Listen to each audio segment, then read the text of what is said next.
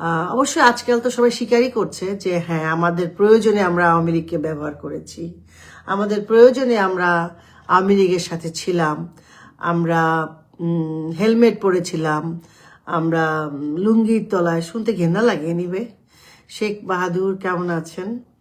আর একটা কথা বলছিলাম যে শুনছি আমাদের রাক্ষসগুলো এখন নাকি লাল পাসপোর্ট জমা দিচ্ছে, লাল দেখিয়ে আমাদের দেশটা লাল করে আমাদের দেশটা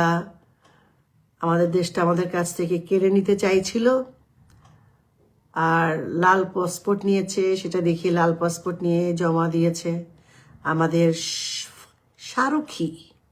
আমাদের বাংলাদেশের সবচেয়ে ঘৃণিত নাম যে কয়টা হবে তার মধ্যে ফারুকীর নামটা বোধহয় থাকবে।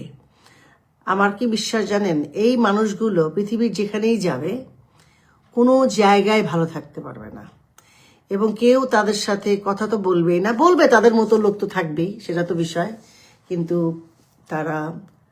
তাদের জীবন খুব স্বাভাবিক হবে না, এটা আমি গ্যারান্টি দিয়ে বলতে পারি। আমরা তো ধরেন প্রথম 2024-এ যখন আমাদের ওই যে হোয়াটসঅ্যাপ গ্রুপের যে স্ক্রিনশট নিয়ে যেভাবে নোংরামি করা হয়েছিল, ফারুকি গ্রুপ করেছে, ফারুকিদের বিশাল লম্বা একটা গ্রুপ আছে, তাদের প্রজন্ম অনেক, একটার পর একটা প্রজন্ম আছে, তারা কেউ ডিরেক্টর, কেউ আর্টিস্ট, তারা কিন্তু কেউ বাংলাদেশকে বিশ্বাস করে না, কেউ বিশ্বাস করে না।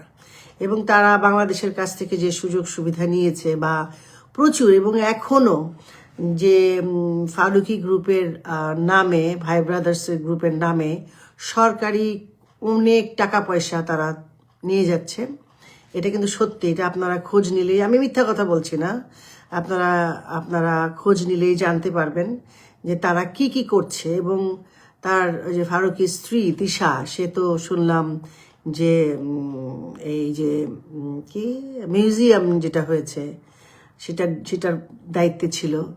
তো এরা আসলে টাকা ছাড়া এরা দেশ না, এরা তো মাকেও বিক্রি করে দিবে, আবার ফারুকিরা তাদের স্ত্রীকে বিক্রি করে দিবে।